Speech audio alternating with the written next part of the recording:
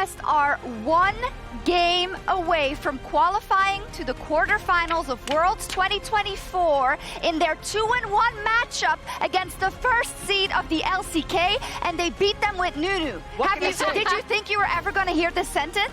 I mean, what can I say? The #1 seed of LCS, just maybe 2 years in a row, they're going to make it in from the 2-1 match. It's crazy. I would argue that this one would be more impressive, and I think you would agree. Yeah. I know you can't help bringing it up, but this is crazy. I mean, listen, especially, they're the most unserious, serious team that I've seen maybe ever, because, like, Nunu aside, Bwipo was in a hole that game. He got 2v1 dove at level 5. He got killed again later in the game, and then he was the first one to level 18. It doesn't actually make like that much sense, but the way that, and Emily and I were talking about this during the game, the way that FlyQuest actually play side lanes and get experience for Bwipo, like from 20 to 30 minutes, it's incredibly good. And Bwipo keeps doing it. It doesn't matter if it is a suboptimal pick or he's in a suboptimal position or something happened in the game that isn't really that great for them, right? And it's not all him, of course not. It's definitely a group effort, but I mean, he's playing out of his mind in these team fights. I think it's absolutely a group effort, right? Because we talked about, again, top of day. We talked about it in the previous game with the composition they brought out. This is a team that it's their own individual mistakes versus they have such strong ideas and identity around the compositions that they draft. And I've always really appreciated this about FlyQuest, is that they seem so unified in terms of, here's what we have, we're loading in, this is what we're gonna do. I did not expect the Nunu, maybe none of us did, except for FlyQuest. And isn't that exactly what they wanted? Because we were talking about it before the series, right? Jad, I asked you the question. Yeah.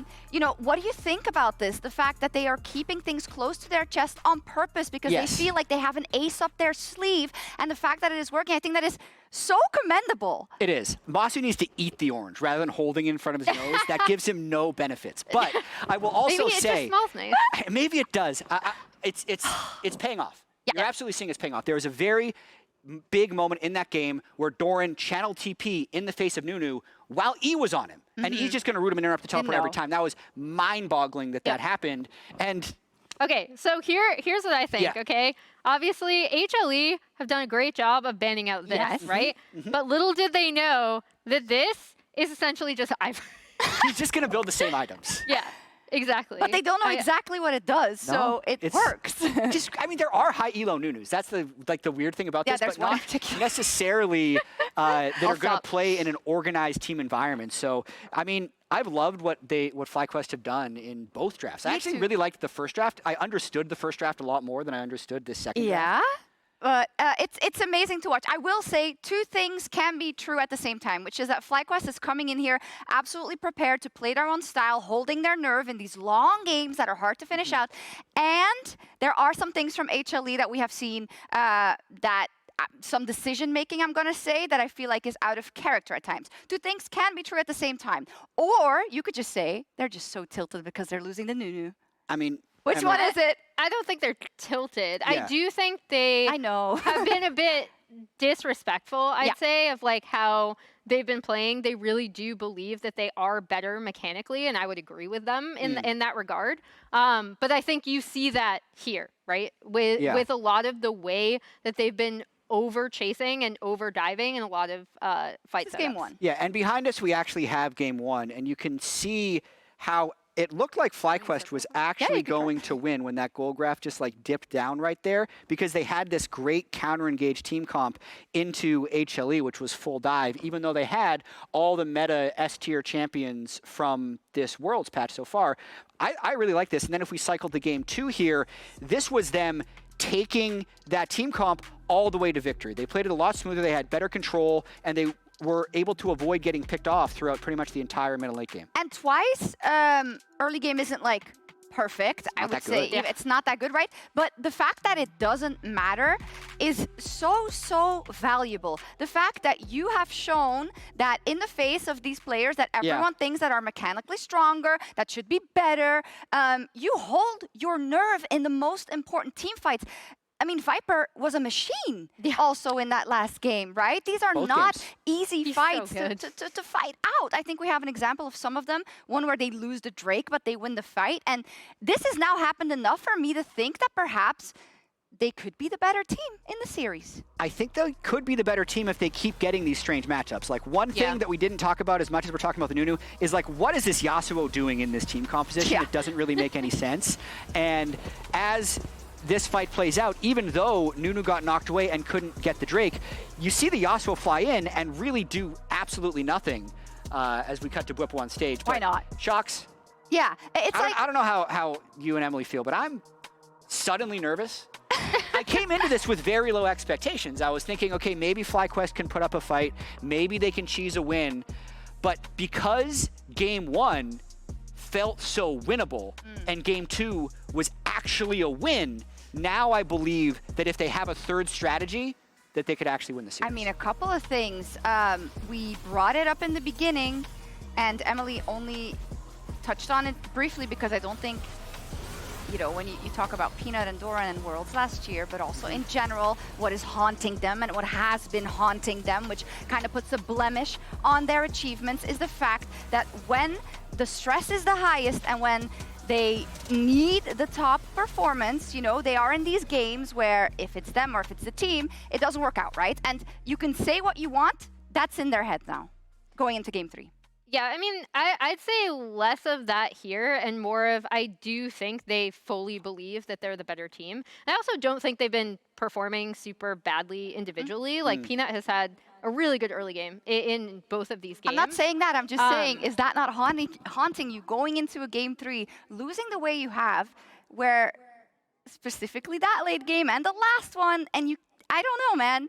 It depends on how you approach it, right? Because on the one hand, you could be like, well, we kind of drafted this like all hands composition and we're going to, you know, retool our draft and figure out what we want to do for this next game because we still believe we're the better team. Yeah. But I will say the most concerning thing is that in both of these games, FlyQuest has seemed to have a much better understanding of how they wanted to execute the champions that they picked.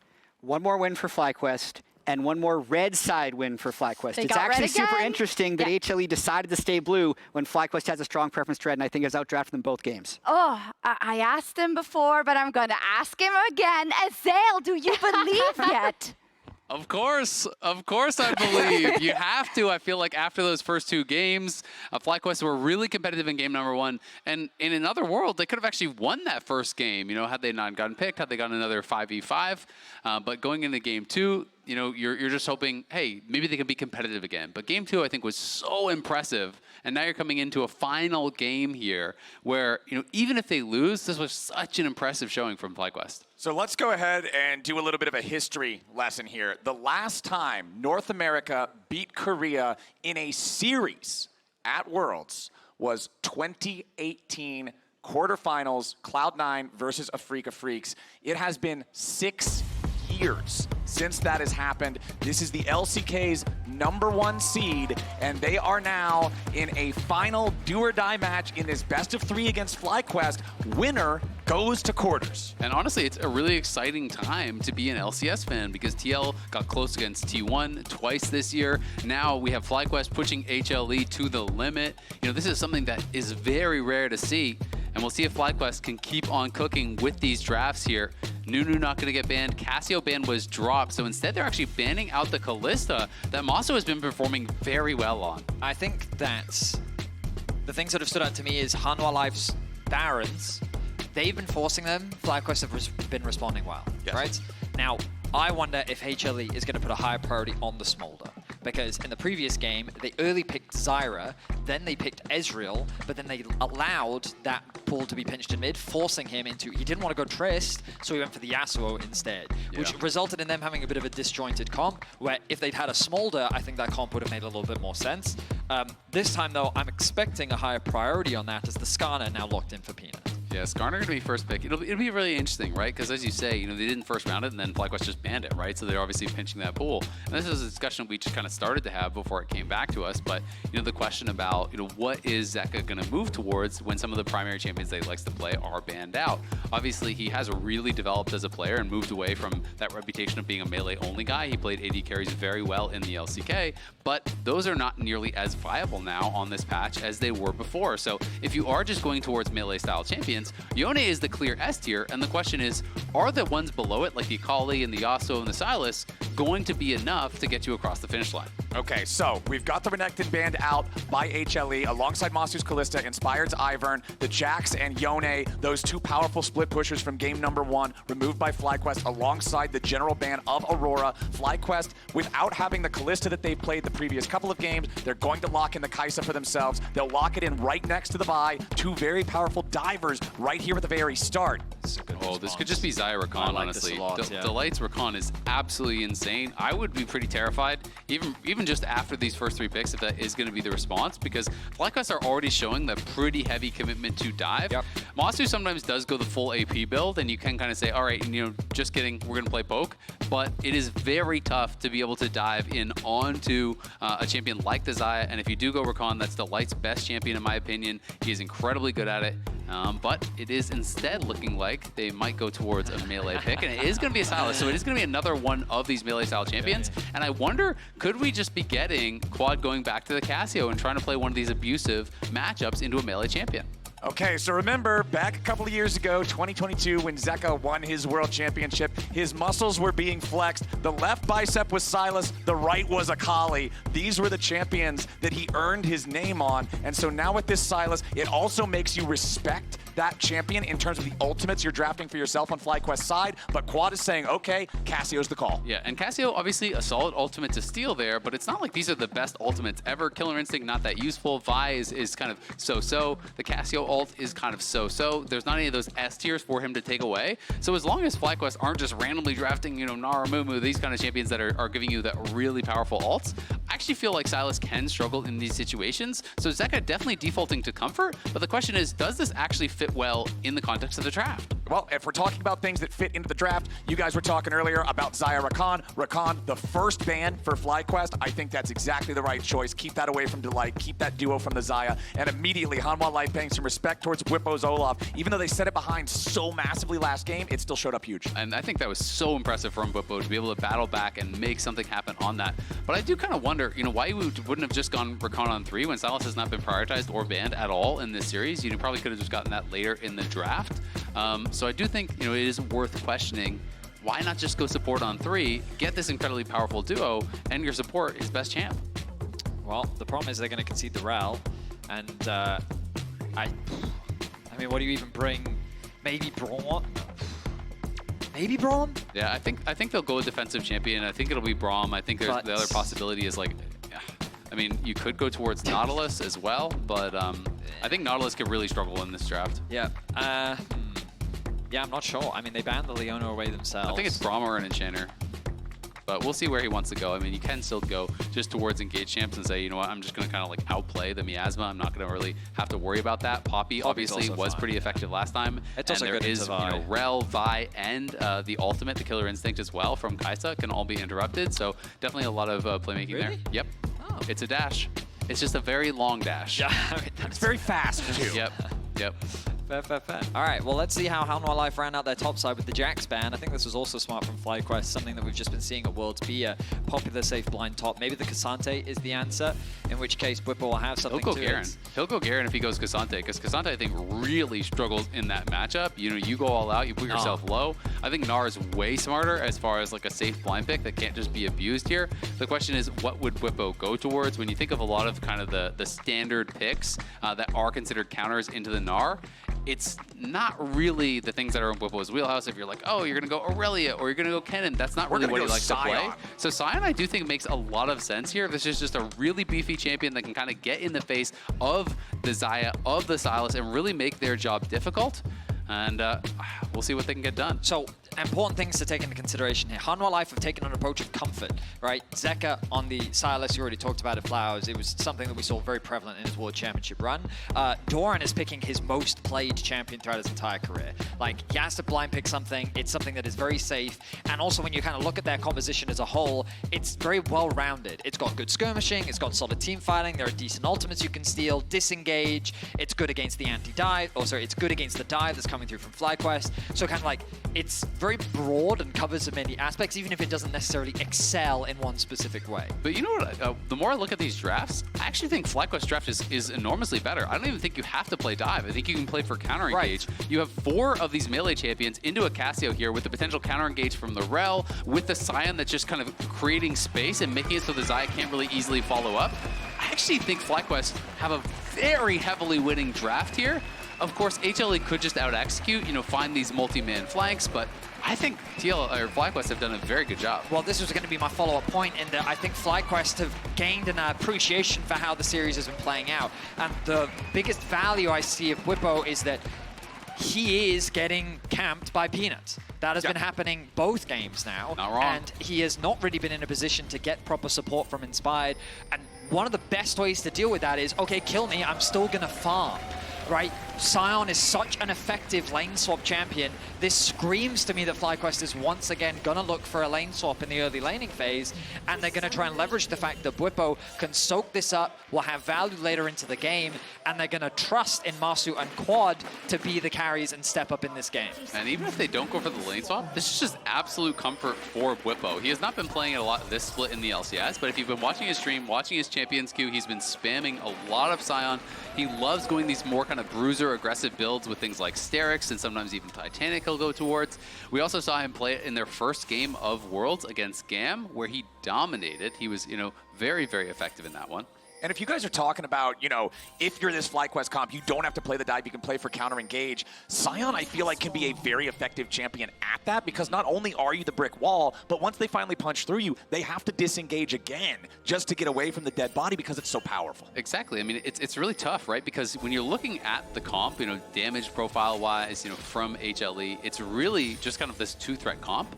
It is about Zeka and Viper. And sure, even if Zeka gets in the backline, that's great. But if Viper can't access because the Sion is standing in between you and the rest of the team, it becomes very, very difficult. And you called it, Vetty, it is going to be the lane swap here.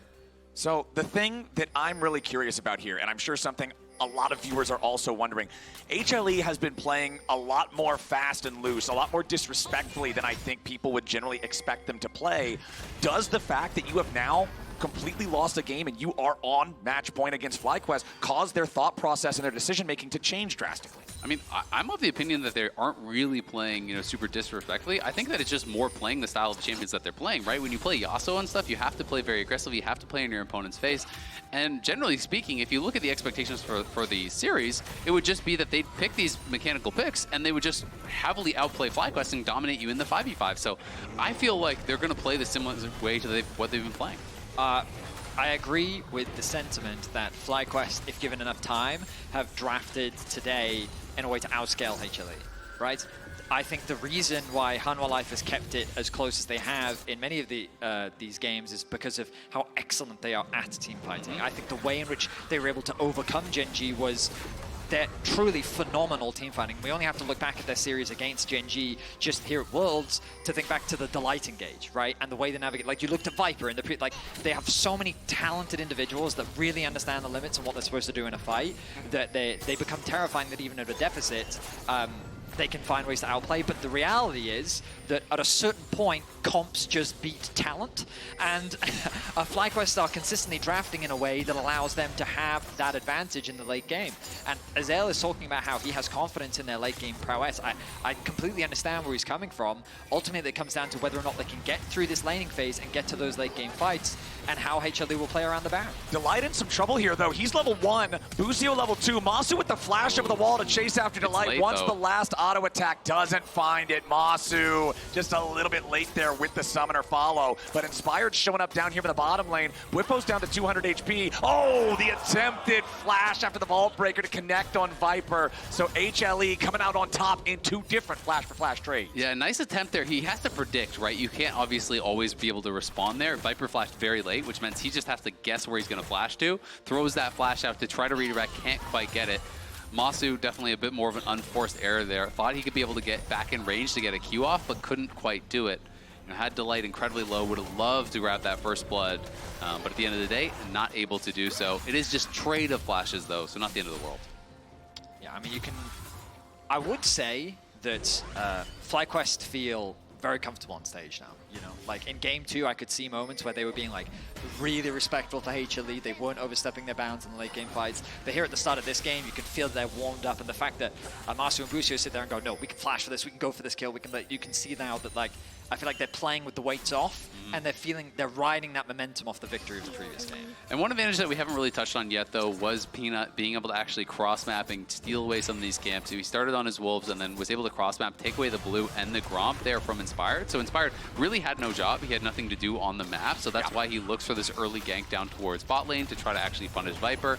So at the very least, he was able to trade flash for flash there, but you can see he is down quite a few camps, you know, has been put behind by Peanut's pathing, and his early game has been excellent in all 3 games. Peanut really being a difference maker for HLE so far. Bwipo just continuing to farm down here in the bottom lane with that Sion. Just wants to make sure he's stacking up as much extra health as possible with the Soul Furnace. It's something that you got to keep in mind too. The ability for this champion to generate so much free stats with the health stacking can turn him into an absolutely unassailable wall if they can scale to that point that we're already talking about. As Doran has to hop away, Busio again threatening that Gnar, making him back up, making him play respectfully. Still a slight gold lead for HLE here in the early game. Quad continuing to farm up, has not been pressured on this Cassiopeia in the early game like he was in game number 1. So we're off to a slow and steady early game. No major advantages gained on either side. And interestingly, it was FlyQuest that kind of maintained the swap for the longest time. They've still got their bot lane on the top side, but now Hanwha Life, knowing that the grubs are spawning, have swapped their bot up towards top. You have to be careful playing against Xayah this early on. Those feathers pack a serious punch. And so I wonder if FlyQuest is going to respect that and instead prioritize the dragon. Keeping my eyes, it looks like Inspired is heading towards the bot side of the map. And honestly, for FlyQuest, trading is the right choice. If your gold is even, you're winning this game. You heavily outscale, I think, in the 5v5, and I don't think there's massive side lane threats unless Zeka or Doran gets super fed. So for FlyQuest, you don't need to risk going into a dicey fight. You don't need to go for a 50-50 fight. Just play cross-map and trade objectives. Exactly. That's what they're doing right here. They know that Hanwha Life is more interested in the grubs. They will concede that entire trio, but instead Inspired immediately ready to jump into the Drake pit, claim that first Drake, Hex Tech Drake, so it means there won't be that super valuable Hex Tech Soul, but Zeka now has to retreat away from Quad back here in the mid lane. No ultimate expended for either champion, but Zeka does lose out on the HP trade as Peanut is again working his way into the FlyQuest jungle, steal away this buff from Inspired, steal away these camps, make it harder for Inspired to find something to do. Great play from Peanut, just good awareness, knowing that the dragon indicator showing where Inspired is on the map, and a stacked wave means that this FlyQuest duo can't contest the red buff, means it's an easy steal for him. And Peanut did just hit 6 there as well, so Inspired will come up, be able to clear his Krugs, but then he's going to get the bad news. At least they do have a ward spotting him in Tribrush, so they know he's around, and if Peanut were to look for any sort of a dive, Inspired is close enough to respond. So I don't think HLE will go for anything. Again, Peanut just taking this slight advantage.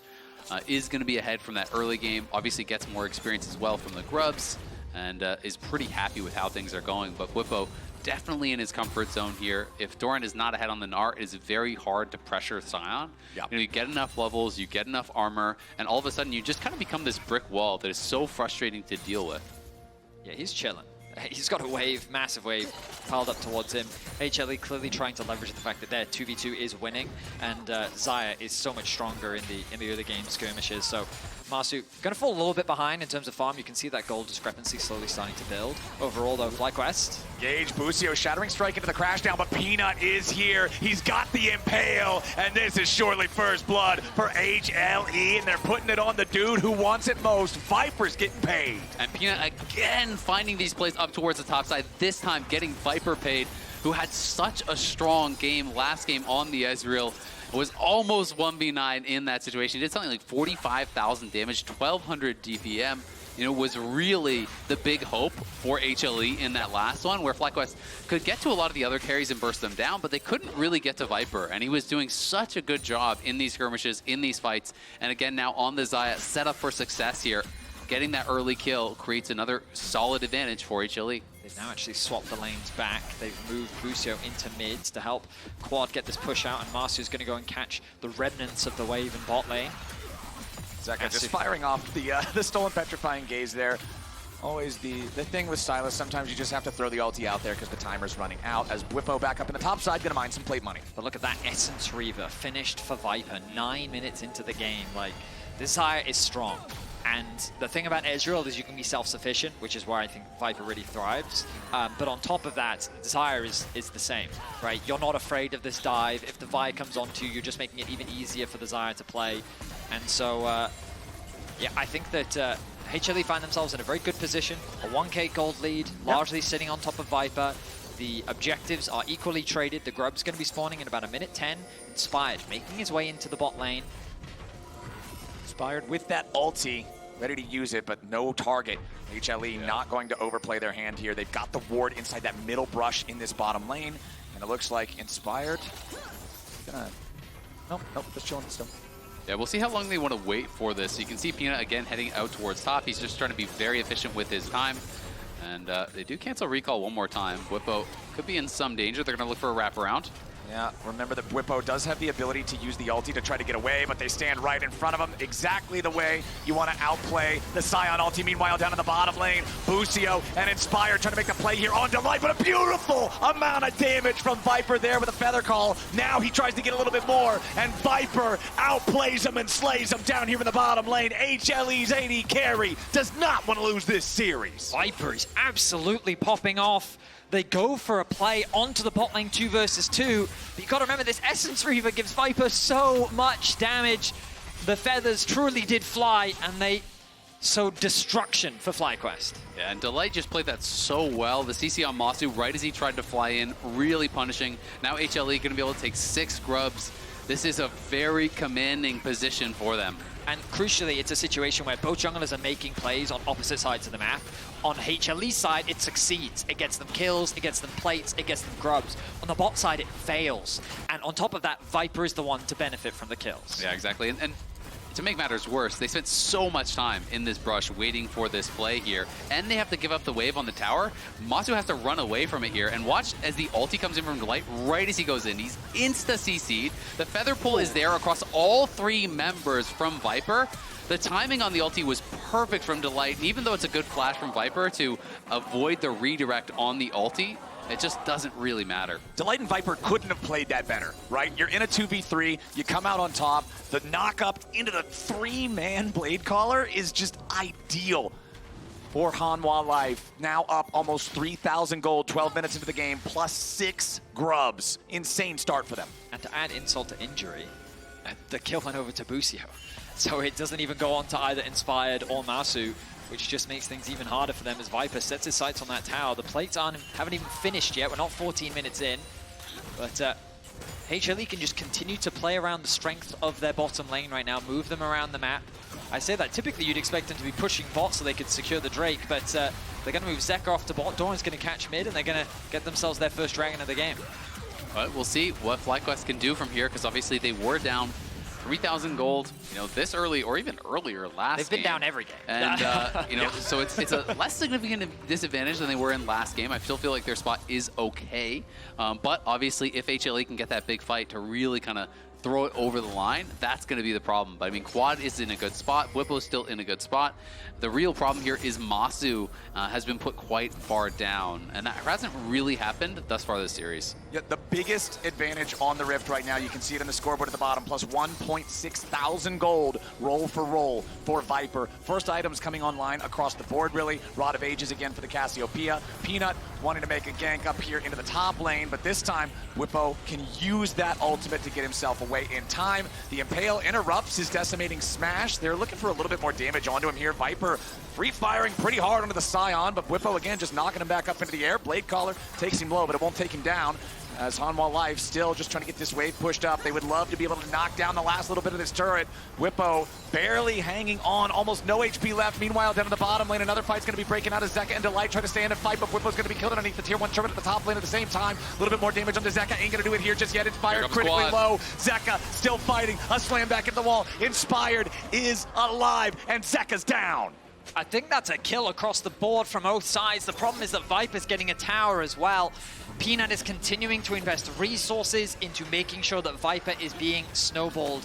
But FlyQuest are doing the smart thing. They're cross-mapping. They're moving into an area of the map that should belong to them, and HLE is fighting them for it. Zeka overstays his welcome, and he ends up giving over a kill. 3,500 gold lead for HLE as the turret plates fall, and the numbers popped up on your screen there. It was 7 plates to just the single plate over there for FlyQuest. It's plus 750 of that 3.5k just in the plates from the lane control that HLE has asserted. And even with the kill on Massu, Viper has a 2,000 gold advantage here. He got all of that plate gold, got the first tower gold on top side, got the kill on Bwipo as well. Bwipo is obviously just trying to delay while they look for a cross-map play, trying to soak pressure from those two members.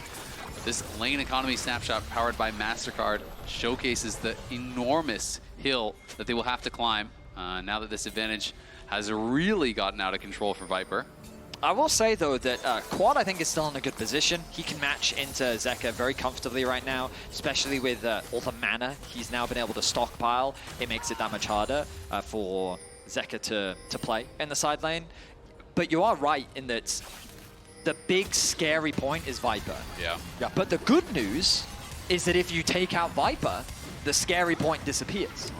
Now, I'm not saying it's easy to take out Viper. Pretty difficult, actually. Yeah, in fact, his whole toolkit is designed for Maybe being down 10k, but the good point is if you kill their Nexus, the lead doesn't matter. I mean, but you've got to remember, in these team fights, this is where I give FlyQuest a lot of credit, is that they are very good at finding that target, the target that they need. And while, no, they don't have an Amumu. No, they don't have the Nunu. I'm noticing a trend. But it is going to be harder this time around because Viper's on a champion that is about that self-sufficiency. It welcomes the dive. It wants to be able to find those outplays. In the event that they're able to shut down Viper, then FlyQuest have the tools to turn those fights. Well, it's really interesting because I don't know that they do have the tools to actually kill off Viper, you know, early on in the fight, unless he really misplays. But I do think they have the ability to still potentially absorb and engage and have someone like Bwipo just kind of zoning Viper out, giving his life and having the team win on the other side. So I think that's going to be what they're looking for. But the problem is HLE is doing such a good job of extending the gold lead. You know, it really stalled out in those other games. You know, last game it was about a 3k gold lead around 10 minutes, which was massive, but it really stalled from there. And now this is nearly a 5,000 gold lead here. Nicely maneuvered there with the Herald from Zeka to drive it from the bottom lane into the mid lane. The previous 2 games, we have seen the Herald crash into the wall, not quite get the value you were hoping for with that lane-to-lane drift. This time around, Zeka's got his driver's license. He's making sure that Herald hits exactly on the mark. But it is the biggest gold lead we've seen in this early, slowly transitioning into mid-game point in the series so far, with a 4.5, nearly 5,000 gold lead for HLE and 30 seconds until the 3rd Drake of the game spawns. Yeah, it's kind of crazy how quickly this game is snowballing out of control. FlyQuest, it's true that so far in this series they haven't been able to find much footing in the early game, but as you rightly said, Azael, the deficit wasn't that bad, but just like that off the back of the Herald, they're ballooning it so rapidly with a lot of the gold advantage sitting on Peanut and Viper, who really have been the stars of the series when we think about the entire best of 3. Yeah, I think Doran was very big in game 1 on the Jax as well. You know, I think Peanut for sure, to me, is by far the standout player for HLE thus far this series. His early game has been so strong. He's been pathing well, and we're going to see another tower die here as HLE just step forward, threaten it, and continue to build that gold lead here. Now just a hair under 5,000 at this point. Bwipo going to be trying to push up on that top side as Quad farms on bot. FlyQuest has no intention, obviously, of fighting for this dragon. Again, just trying to play for that cross map, see if they can get some gold back. Yeah, the name of the game for FlyQuest is stall, stall, stall, because HLE is so far in control of this game. You can see the inventory of Quad. The Rod of Ages stacked up to 6. He's got about 2/3 of the stacks on the tier as well, so around the time that he completes that Archangel staff, it should be nearly ready to immediately evolve as Bwipo is once again in a compromised position. He flashes away so he can use the ulti to continue escaping and avoid another death. Fortunately for Bwipo, his base was interrupted there by Delight, who was able to find, well, he was able to find Bwipo and be annoying. It's the TLDR. They get the flash out, and so that's a nice win. The Dragon was also secured there in favor of HLE. And Massu now being sent bot lane to catch that wave. Ultimately, it's just a map game once again for HLE. They're not really trying to overforce any fights. They're just leveraging the pressure that they have to kind of split FlyQuest apart and slowly but surely kind of dissect them of their resources, suffocate them with jungle farm, deny them any vision, and look for these type of picks. So what I'm kind of looking at right now is this sort of 9-minute timer on FlyQuest for the Dragon Soul. That's the point where you're really going to start to feel this, okay, we can't really stall anymore type of moment. Since they got that first Drake, luckily it's not super soon. But you're looking at about, what, 28 minutes on the clock, and that's about how long FlyQuest is going to have to scale. You can see that Archangel staff that I talked about is now fully completed, so the stacking towards the Seraphs is going to be that much further accelerated for Quad. Still only one item on Inspired, not feeling super strong on that Vi. As soon as he presses R, it's pretty much a guaranteed one-way ticket. 2 items completed now on Massu with the Kai'Sa, though. Really wants to hit 3 to feel like he's got some good firepower. Yeah, absolutely. And it's always this difficult situation when you are a 2-threat comp like FlyQuest have, is that HLE can just full send it on the one strong member potentially, and if you don't have that secondary carry to really kind of punish, that can be very problematic, and that's the situation that I think FlyQuest are finding themselves in a little bit now. Massu does have 2 items though, so he's not in a horrible spot, but you know, we'll see if HLE can continue to push the pace here. Still maintaining just about that 5,000 gold lead, but now the Baron is here. This is really on the precipice for FlyQuest. If they can hold on, win a team fight, you know, they can pull it back, but one good team fight from HLE and this game is probably going to get out of reach. I mean, the good news for FlyQuest is this first Baron so far has been the turning point. So all you're relying on is HLE to force the objective. And for what it's worth, I don't think HLE's Barons have ever been like a wrong decision. I genuinely think that FlyQuest have just been outplaying HLE when it comes to the Baron setup. Perhaps you could question the one of like doing a Baron in the face of a Nunu. That one probably was a little bit more questionable. But ultimately, FlyQuest have been better at punishing the Baron setups and starting. So we'll see if FlyQuest can do the same thing here in Game 3. Well, if we want to talk about good things for HLE, let's talk about Viper, plus over 2,000 gold, Essence Reaver, plus Navori Quick Blades, both already completed. You can see also building towards the complete evolution of the Last Whisper as well. He's almost on 3-item power spike. This Xayah is an absolute monster. You can see Bwipo trying to answer that as Delight will be forced to flash there. Bit of an ambitious ward he was going for there, I will admit. Inspired looking for a collapse. They may try to see if they can get something more, but not going to fully commit to the play. Yeah, Bwipo obviously just going to be fully stacking armor. I really see his job as basically walking at Viper and trying to make Viper hit only you while your team plays a 4v4. And we'll see if he's going to be able to actually get into a good position to really try to accomplish that, because you know, Zeka versus Quad, that's pretty even, and we'll see if they can find any sort of play here. Yeah, because the argument that you're proposing, right, is into a Cassio, front to back is great, right? She's just going to melt any front line that comes into her. And so when you have Rell plus Sion, you don't have to, this is what Azelle was saying in draft, right? You don't have to overforce this dive, especially into someone like a Xayah. Instead, you save those ultimates for later on into the fight, where maybe you can catch a straggler who's off guard, maybe you can burn a flash and then use that on that target. There are options the FlyQuest have to approach the fight. And that's always the risk when you play a 4 melee comp, is that you just naturally stack up, right? As you're trying to target someone, and then that can mean form in, you know, Cassio ult or a Rell combo.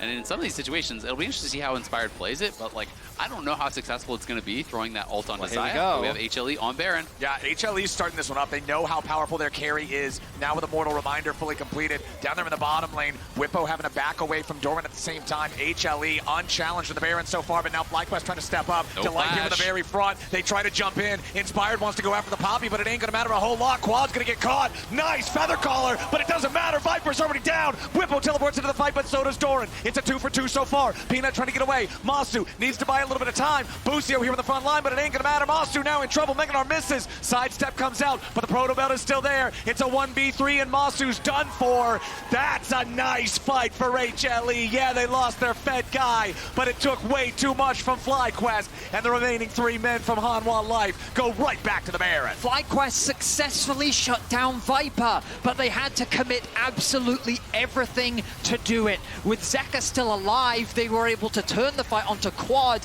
and as Azel has been saying, when you have this 2 damage threat composition, if you lose one of those sources, your damage is cut in half. A promising start to the fight in favor of FlyQuest, but HLE close it out. Yeah, and they can even delay the Baron take there, so they got Baron buff on all 5 members. Some slight mispositions, some slight misplays there from FlyQuest, I do think made that fight a lot harder for themselves. Inspired gave Delight a way to E out. Delight had no flash from the earlier play. Watch as Inspired gets behind him. It gives Delight a way to actually get out of the fight. Had he not done that, it could have been a very different look. Then Quad flashes in. They all try to go for this play here. They do get Viper, but Quad is CC'd 100-0 by the stolen Vial, and then Peanut CC in on the back line. And Busio and Bwipo just can't buy enough space here for Massu. As soon as Doran is going to mega out, they know there's no shot at winning this fight. Just these slight differences really meant a lot here for FlyQuest. Yeah, the idea as well from, I mean, when Quad flashes in with the W and he connects it onto both Viper and Delight, you're like, oh nice, now they can't do anything, but that's the beauty of the Xayah ulti. You can just throw that up and you're completely safe in that situation while making that dive so much harder. FlyQuest now in a really tough spot. They're down over 8,000 gold, and HLE wants to end this game fast. They do not want to allow FlyQuest to try to scale to a point where they can come back into this game. Doran's going to be split pushing over in mid lane, while the remaining 4 players on HLE put the pressure on the tier 3 turret bottom. They've still got this Baron for another minute and a half, and they are going to suffocate FlyQuest out of the rift. 2 towers fall. They put themselves at soul point. They steal away all the jungle camps. 8.7k is the goal difference between them, and Hanwha Life, they recognize the failures of their previous Barons, and instead they use this one to turn and fight. And while the start of the fight did look a little scary for them, they're ultimately able to out-execute, and now they can play the map with confidence, knowing that they are the ones with full wallets as they set their sights on FlyQuest base. And this lead now, you really are depending upon mistakes from HLE. It kind of is a game that becomes a little bit out of FlyQuest's hands when you are down, over 8,000 gold, when you have your opponents at soul point, when you have your opponents with that Baron buff. So FlyQuest gonna have to wait for mistakes and see if they can find an opportunity. Zeka's the target, but he uses the stasis to get away from the Vi ultimate. Magnet Storm followed by the Killer Instinct from Massu. A pick for FlyQuest on the HLE mid laner, but at the cost of so many resources. Bwipo now trying to defend underneath the tier 2 turret here in the top lane, but the rest of FlyQuest is coming to collapse. Inspired has gone over the wall, coming up behind Delight. Bwipo surely going to be killed here, but remember that he comes back to life. FlyQuest still trying to keep the fight going. Busio goes over the wall. Delight's going to be your target here with a Shattering Strike coming out, but a little bit more damage is still going to be required. Busio grabbing the kill on that one. Petrifying Gaze onto Peanut. Viper and Doran still trying to fight, but a massive impale from Peanut to turn it right back around. That might just be the game from the Hanwha Life jungler. Quad is forced to retreat as Hanwha Life find a massive fight. Viper and Peanut do it once again. The 3-man ultimate into the feathers mean that the inhibitor will fall, and HLE set their sights on the Nexus. HLE on the victory march. FlyQuest did everything they could to try to stop it. They pushed HLE to a game 3, but you don't become #1 in the LCK for nothing. They're on to the Nexus turrets, and they want to end the game and end the series here. Doran down to about 1/3 HP as Zeka has to retreat now as well. Peanut trying to get away back through the bottom lane. He cruises through the wall. HLE heading back away. Peanut going to try to execute to the turret. The shield to buy a little bit of extra time, but it still doesn't matter. Busio will get the kill credit. FlyQuest hang on ever so barely. Yeah, by the skin of their teeth, FlyQuest do hang on. I love the attempt at that play after the pick onto Zeka, and honestly, if it wasn't for that buffered ulti there from Peanut, I think FlyQuest win that fight. They were in a great situation. They land the Petrifying Gaze stun onto Peanut, but that ulti, the buffer there, really changed the whole game. because Bwipo obviously is getting taken down, but FlyQuest, no, this is our chance. This is our 5v4. If we can ace them here, we can make something happen. Delight is sectioned out and really goes down pretty much for free. Bwipo buys a lot of time. Quad is poking around on the side. Doran has no Mega, but it all comes down to this ultimate. From this spot, this is a very winnable fight here. No Mega on Doran, the stun lands, but this ulti comes out right before he gets stunned from the Vi. Q buffers it perfectly in time. The Blade Caller is there, and it is absolute cinema from the HLE side. The FlyQuest coaching staff knew that was their moment to try to come back. You could not have a bigger, badder, better Skarner ult than what Peanut just did to guarantee the victory in a fight that otherwise looked doomed for HLE. Now, Dragon Soul spawning in a little bit over 30 seconds. Baron spawning in a little bit under 1 minute. FlyQuest backs are against the wall. The slightest, smallest mistake is the end of the game and the end of the series as HLE take to the rift once again, ready to force FlyQuest back. And look at top lane. All they have to do is just delay. FlyQuest have no TPs to be able to answer here, but if they base, they give up soul. So HLE just needs to just keep them here and buy time for the supers. Super minions continuing their march. You can see a recall from Massu, but he cancels it. Quad has teleport, but not yet. It's still got a little bit of that cooldown left on it. No teleports available for either one of the players on HLE either. And it looks like FlyQuest is just saying, give it. Don't bother fighting for this. It's not going to work out. Free Chemtech Soul for HLE. And I think this is the right call here from FlyQuest. I think you're almost guaranteed to lose from that spot. And honestly, one Dragon doesn't get you back into the game, even if you're able to steal it. So, you know, having a hope at maybe an Elder Flip or something like that, when you're this monumentally behind, is actually a better shot. You know, you look for a 50-50 at an Elder, you look for a 50-50 at a Baron. That's the kind of objective that might be able to get you back into it.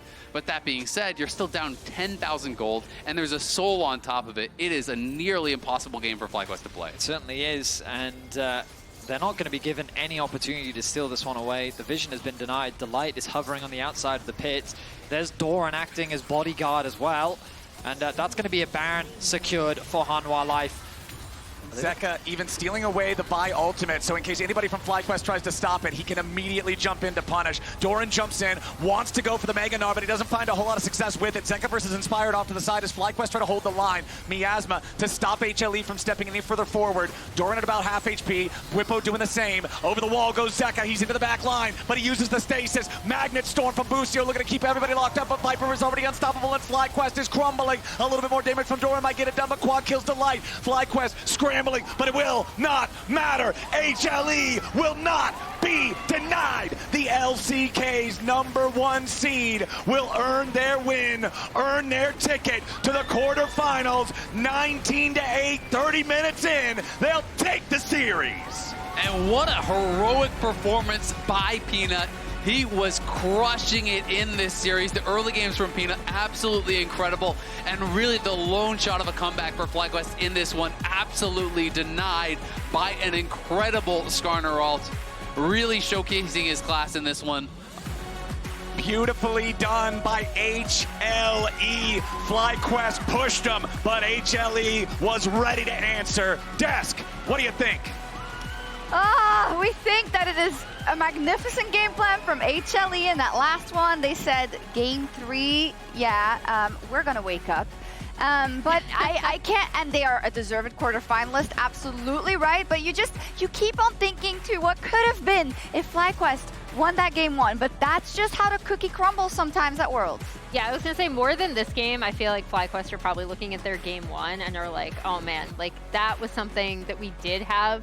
Compositionally, we're in a very good position to deal with what they had, and they were not able to get that win, even when it looked like they had opportunities. But congrats to HLE. They really pulled it together in this final game. They're like, okay.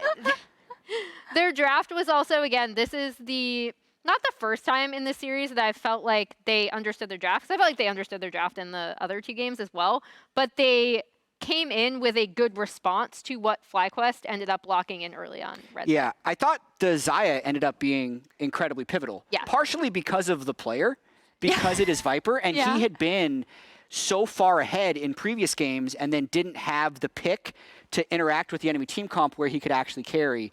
But once that Xayah got 2,000 gold ahead, there really didn't feel like a strong play for FlyQuest to make. And even with that, like they did actually manage to kill him once in that river fight down towards the Baron. So, I mean, HLE is the #1 seed from the LCK. Yeah.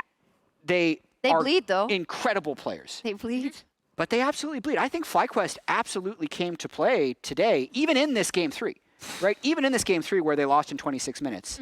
Because from incredibly losing states, they still managed to find ways to make the game interesting, both in the Baron fight that they ended up losing after killing Viper, and even that top fight, which needed the hero triple Skarner ult into Xayah Feathers in order to win. So, you know, FlyQuest actually never stopped fighting, and I hope they continued this mentality in the 2-2 series. I'm just going to say they look like the scariest Western team at this point in Swiss. So far.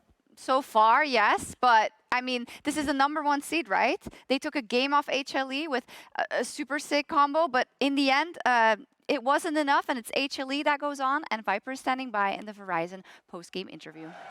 And welcome back to the stage as Hanwha Life Esports advances to quarterfinal. And Viper, thank you so much for joining me. Jason, thank you so much for being with us as well. First question I have for you, not really a question actually. Any comments on Nunu? 가장 먼저 누누 픽에 대한 반응이 어땠나요? 완전 아무무까지는 생각을 했는데 누누는 예상 밖이었고 좀 좋았던 것 같아요, 챔피언. I definitely had a Mumu on my list, but definitely not Nunu. All right. I think it's a very good champion. It was very strong. How did you guys react when Inspired picked the champion? 픽 당시 선수분들 반응은 어땠나요? 좀 안 보던 픽이라서 그런 좀 생각이 뭔가 어떻게 해야 될지를 일단 생각을 했는데 뚜렷하게 잘 파괴한 것 같지는 않네요. So because we don't get to see that champion pretty much at all, like we were trying to come up with like how we're gonna deal with it, what are we gonna do, but we were not able to find the right solution. All right, and when you think of the prep that FlyQuest did against you and your preparation, is there anything that surprised you outside of the champions? 챔피언 픽 말고도 이제 하나생명도 준비해온 그런 부분이 있을 거고 상대팀도 준비해온 부분이 있었을 텐데 조금 많이 당황스러웠다든지 새로웠던 부분도 있을까요? 사실 챔피언 이런 것보다도 좀 오늘 상대했을 때 뭔가 플레이에 자신감이 있어 보여서 그런 게 되게 좋아 보였습니다. I mean, definitely, I could feel their confidence from their play. Like, I could feel the aura, so I was having a lot of respect to them. Incredible aura on the side of FlyQuest, of course. Focusing a bit more on you, Viper. You've played amazing this series, this year. I feel like when people talk about you, they talked about the textbook of AD carries, an example for all the AD carries. How does that make you feel that people look up to you so much? 바이퍼 선수 오늘 경기도 정말 세 세트 내내 놀라운 활약을 보여주셨고 올해 내내 정말 좋은 퍼포먼스를 유지하셨는데 많은 분들이 원딜의 교과서다, 원딜의 정석이다 라고 말씀해 주시는데 이런 부분에 대해서 어떻게 생각하시나요? 우선 첫 번째로 오늘 그렇게 잘했다고는 생각을 안 하고요. 오늘 실수도 많았고 좀 보완해야 될 게 많다고 생각하고 좋게 생각해 주시는 건 감사하지만 지금 당장은 최고라고 말할 수 없을 것 같아서 다음 경기에 제대로 보여드리겠습니다. Firstly, I don't think I performed well today. There were a lot of mistakes, and I'm very grateful for the compliments. But right now, I don't think I can claim myself as the world's best. Yes, so next match, I'm gonna show the real deal. Looking forward to the quarterfinals in that sense. Last question for you. You will be playing in Paris, you will be playing in quarterfinals. Do you have a message for all the Western fans cheering for Hanwha Life and looking forward to seeing you? 마지막으로 이제 8강에 진출하셨고요. 파리 무대에서 경기를 치르실 예정입니다. 많은 서양 팬분들도 하나생명의 선전을 기원하고 있는데요. 팬분들께 한마디 부탁드립니다. 이렇게 멀리서도 가까이 있죠 지금은. 네. 응원해 주셔서 너무 감사하고 꼭 4강에 가는 모습을 파리에서 보여드리겠습니다. Thank you so much for supporting us from far away. I mean, right now they're very close, but from far, far away. And I will make sure to display that we are able to make it to the semis as well in Paris. Fantastic. Looking forward to seeing you there. Ji-san, thank you so much. Thank you so much, Viper, for the interview as well. Looking forward to seeing you in Paris. And that's all for us here. Hanwha Life advances to quarterfinals. They sure do. Those spots in quarterfinals, they're going fast. You need to grab one. They're running out. Viper is also our Oppo player of the series, which I think we were discussing between Peanut and Viper, which makes a lot of sense. I do think kind of his ability to maybe even single-handedly in some skirmishes make you so afraid of what he could be doing, even in the game that they lost. And then the Xayah pick, which was also executed to perfection.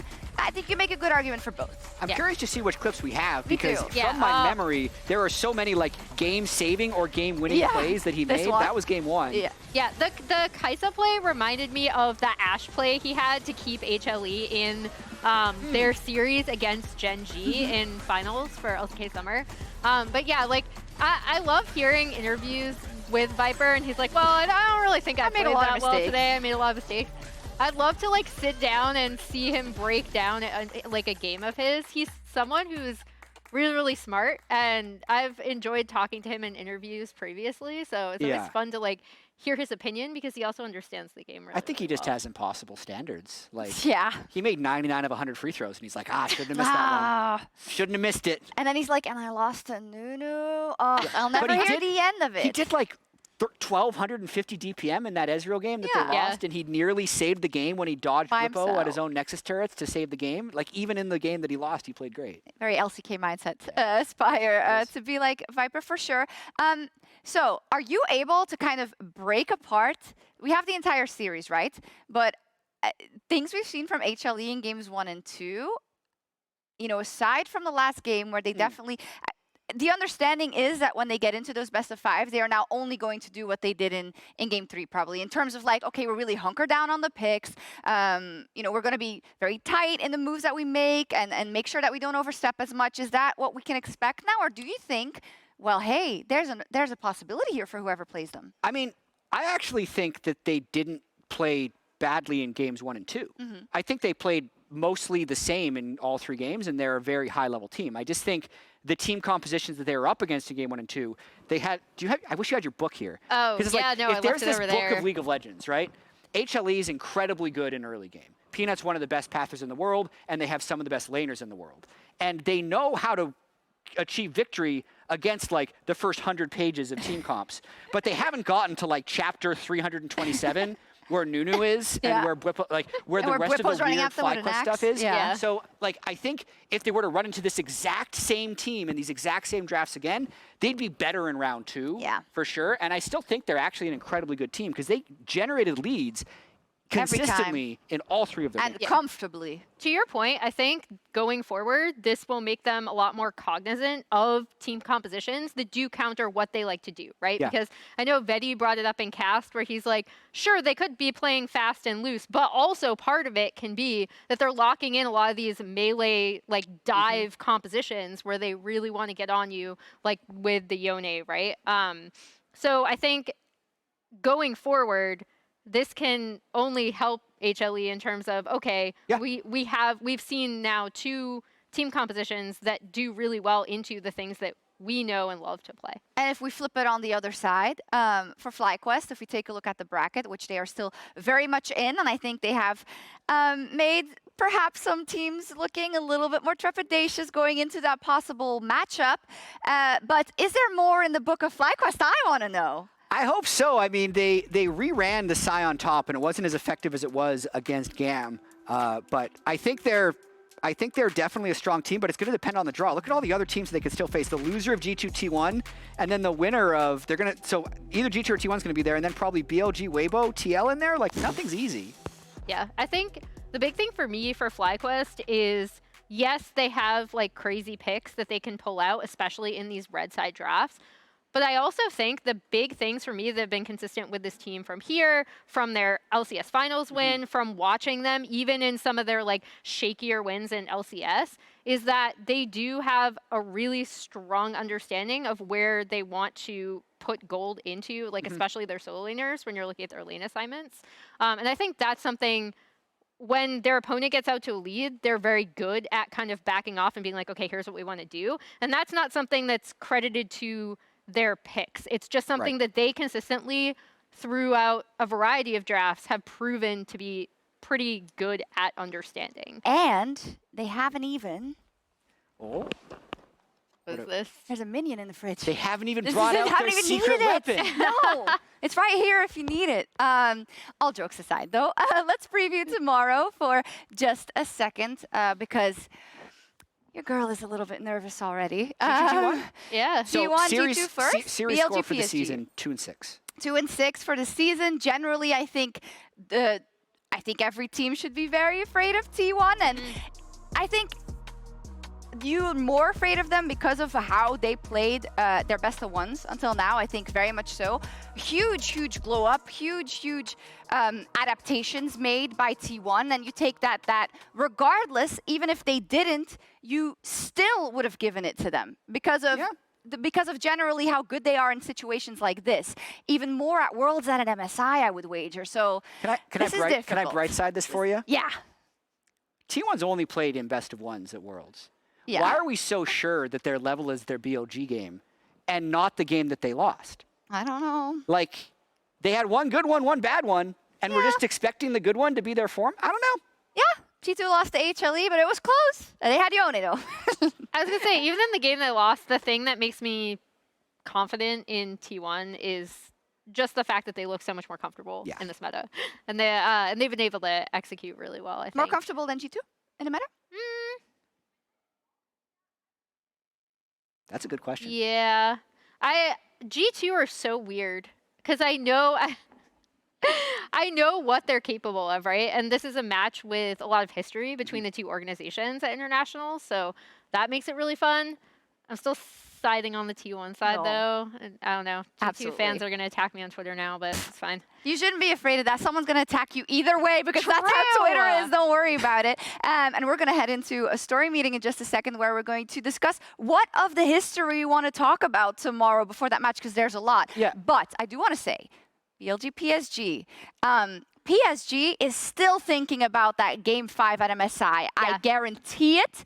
And perhaps BLG is also thinking about it because it's elimination this time around. Yeah, and BLG are in our, like, all of the pressure is on BLG, right? Like, and especially with the way that they came out against PSG in MSI, I thought they were playing incredibly fast and loose. They did not seem to respect them in those first few games until they were forced into like refocusing. So this is also like we talk about all the history between G2, T1, and Internationals. BLG PSG is a really interesting grudge match from what we saw at MSI. Chat, final notes. I mean, it just felt like that MSI series wasn't real. Yeah. I think so many people forgot that it was actually one game away from BLG losing to PSG. I don't actually see it happening again. It's one of those weird things. Like if PSG, if their logo actually said like TSM, people would definitely remember that. But just because there was no fan attachment to PSG from the Western audience, that people kind of forget that that was like one of the most impressive series of Eastern region versus not Eastern region of the entire year. You said the key word there, Western audiences, because I think our global League of Legends audience and our LPL audience and our PCS audience most definitely remembers it. And we do as well. And we're really excited to see the rematch tomorrow. Oh, FlyQuest, you were so close. They were. But you know what? in the chat. The Good new night. was fun. What do you They lost. They did, unfortunately. And they made HLE stronger. My glass is half full, as it always is. I'm going to drink it. Good night, and we'll see you tomorrow. Yep, the trick with best of threes is to come as close to losing as possible while still winning. Then you learn the most. It's true.